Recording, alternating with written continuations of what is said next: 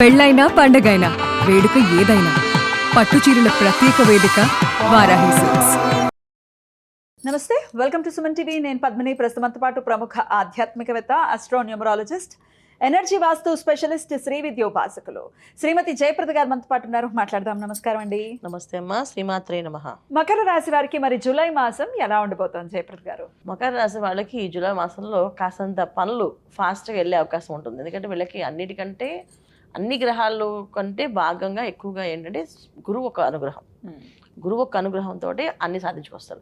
ఇప్పుడు గురువు బాగుంటే పెద్ద ఆయన మన మాట వింటే ఇంక మిగతా అందరూ వింటారు కదా అని చెప్పి అనే తత్వంలో మకర రాశి వాళ్ళకి గురువు ఈ మాసం అంటే జూలై మాసం నుంచి ప్రారంభం అవుతుంది. చాలామంది గురువు వచ్చారు కదండి ఇంకేం చేయలేదు ఏం చేయలేదు అని అందరూ అనుకుంటారు.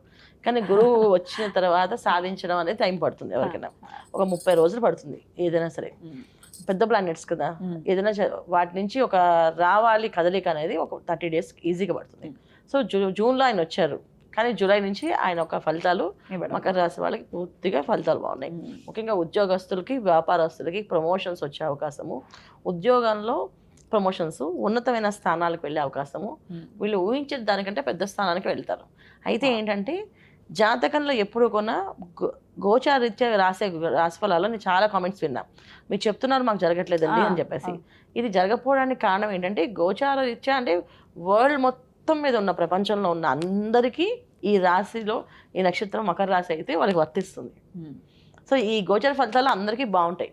అయితే మన జన్మ జాతకంలో యోగాలు బాగాలేనప్పుడు ఈ గోచర ఫలితాలు అనేది బాగుంటుంది, కానీ దాని అంత అత్యుత్తమైన అద్భుతానికి చూపించదు.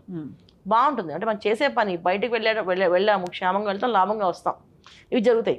కానీ అది లాభం ఎంత లాభం వస్తుంది అనేది మన జన్మజాతకం బట్టి ఉంటుంది. మన జాతకంలో యోగం ఉంటే ఈ లాభం ఆ లాభం కలిపి పెద్ద మొత్తం లాభం వస్తుంది, లేకపోతే కాస్తంత మధ్యస్థ ఫలితాలు కనిపిస్తాయి. ఇది మకర రాశి వాళ్ళు తెలుసుకోవాల్సిన విషయం.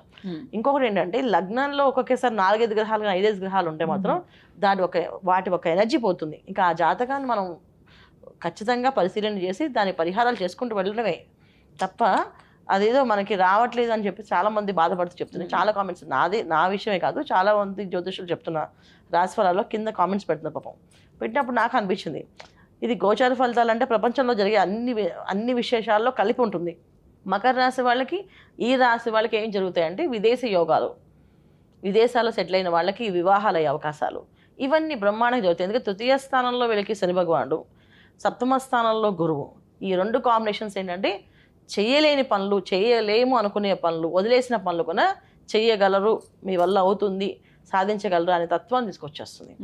ఇది దీనివల్ల చాలా ఇంపాక్ట్ ఉంటుంది. కాకపోతే ద్వితీయ స్థానంలో రాహు ఒక ఇంపాక్ట్ ఏంటంటే మన అసహనాన్ని, మాయకి గురి చేసేస్తూ ఉంటుంది. ఆటోమేటిక్గా ఇది కాదు అది కాదు ఇది చేపించి అది చిందరవందర చేస్తుంది. ఇది ఒక ఇంపాక్ట్ ఉంది, దాన్ని మనం ఏం చేయలేము. దానికి మనం చేయాల్సిన పరిహారం ఏంటంటే ఆరాధన, ఓర్పు, సహనంగా జపం చేయడం. ఇది చేస్తే కనుక సాధిస్తారు. ఈ మాసంలో ఏంటంటే సప్తమ స్థానంలో గురువు ఉన్నాడు కనుక ఈ సంవత్సరంలో మీరు సాధించవలసిన పనులన్నీ సాధించగలరు, 100% సాధించగలరు. మీ జాతకం ఎలా ఉన్నప్పటికీ కాస్త సాధించే అవకాశం ఉంది. అయితే అది ఎంత శాతం వస్తుంది అనేది మీరు చేసే ప్రయత్నం.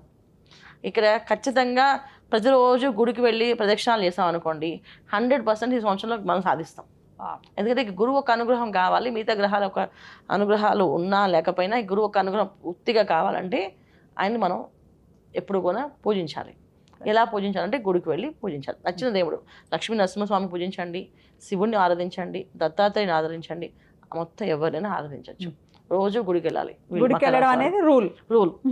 రోజు గుడికి వెళ్ళి ప్రదక్షిణాలు చేస్తాడు. లేదా ఆంజనేయ స్వామి ఇష్టం, ఆంజనేయ స్వామి, హనుమంతు ప్రదక్షిణాలు చేయండి, ఓం నమో హనుమతే నమః అనుకోండి. ఎవరైనా సరే గురువు, మనకి దేవుడు అనేవాడు గురువు. తల్లిదండ్రులు ఎలాగా గౌరవిస్తారు వీళ్ళు, దానికి ఇబ్బంది. తల్లిదండ్రులతో వీళ్ళు ఏం రఫ్గా ఉంటారు, కానీ దేవతల దగ్గరికి వెళ్ళం కానీ, గుళ్ళకి వెళ్ళం కానీ వీళ్ళు కొంచెం వ్యతిరేకిస్తుంటారు. అలా కాకుండా పొద్దున్న లేచి సూర్య నమస్కారం చేయండి, గుడికి వెళ్ళండి. సో ఇదే పరిహారం అనుకోవచ్చా? 100% పరిహారం, ఇదే పరిహారం. ఎందుకంటే నేను మకర రాశి వాళ్ళ కింద రాసిన కామెంట్స్ చదివాను, మాకేం ఫలితం కనిపించలేదు, మీరు ప్రతి మాసం చెప్తున్నారు, కనీసం ఇంతకొని రావట్లేదని చెప్తున్నారు. చెప్పడానికి కారణం ఏంటంటే ఈ ఫలితాలు అందరికీ వస్తాయి, కానీ మకర రాశిలో లగ్నం మీద ఏం లగ్నం అయిందో తెలియదు, లగ్నానికి సంబంధించిన గ్రహాలు ఎలా ఉన్నాయో తెలియదు. అందుకని ఎలా ఉన్నప్పటికీ కూడా ఈ గోచార ఫలితాలు ఈ సంవత్సరం అంతా మకర రాశి వాళ్ళకి యోగమైన మాసమే కనుక, ఈ మాసమే కాదు ఈ సంవత్సరం అంతా కూడా యోగమైన సంవత్సరమే కనుక వీళ్ళకి ఈ రోజు నుంచి వాళ్ళు ఎప్పుడైతే ఈ వీడియో విన్నారు అప్పటి నుంచి గుడికి వెళ్ళడం మొదలు పెట్టండి. 41 days లో ప్రాబ్లం సాల్వ్ అవుతుంది. Wow, beautiful. ఇది నిజంగా మంచి హోప్ని ఇస్తుంది, ధైర్యాన్ని ఇస్తుంది అవును. ఖచ్చితంగా మీ ప్రొడక్షన్స్.